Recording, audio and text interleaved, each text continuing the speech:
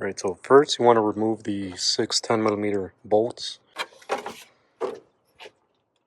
Right, next you want to remove this air duct. Gotta unscrew these little clips. Once you unscrew it, it should just pop right out.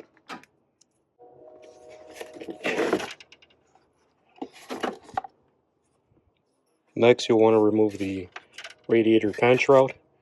There's a bolt right here, they're 10mm, and the connector's right here. To remove this connector, there's this little tab back here. Just gotta squeeze it, wiggle it, and it should pop out. You may need to use a pry bar.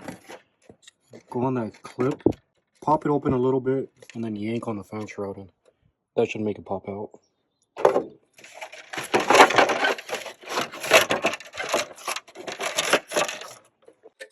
The fan shroud should come out without having to remove the radiator hose.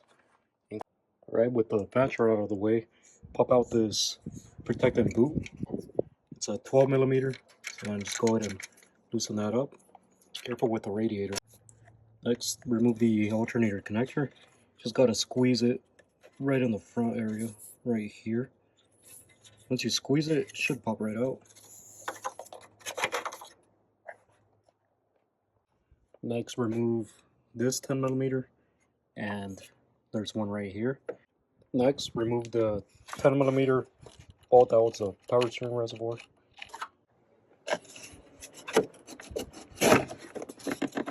So that'll allow this hose to be out of the way. Just gotta pull it upward a little. Alright, so it's a 19mm. If you have one of these, tools, you can rent them out at O'Reilly's or AutoZone if you don't have one. And it's a 19mm down there for the tensioner. And once you get it on there, if you push forward, that'll loosen up the belt and you can just pop it right off. With the belt out of the way, next you want to remove the alternator bolts that are holding it down. There's one up here, it's a 12mm, and there's another one down there. You can't really see it, but if you look at the new alternator, so that's the one I pointed at, the other one's right there. So it's just two bolts that hold it down, and then we should be able to pry it right out of here.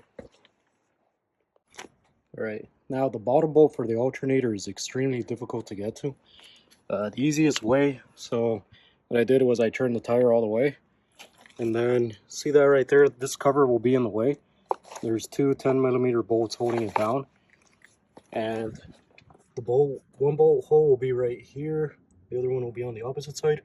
Once you take off that cover, it'll expose this right down here. Alright, as you can see, there's the belt tensioner bolt, so it might be easy to get it through the bottom if you lift this vehicle up. And then the alternator bolt will be, it's kind of hard to see, but it's right here.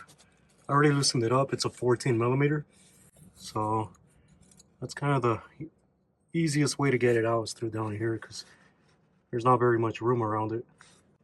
Alright, so now the alternator bolt is loosened up all the way. It won't come out completely because the frame gets in the way, so you have to hand loosen the rest.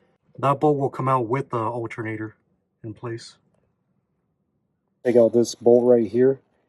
On this vehicle, it's a 13mm. It looks like it's been replaced before, so the size might be different. And just slide it out of the way like so. Pry against here to get this alternator to pop out. So once the alternator is popped out, we'll remove it out of here.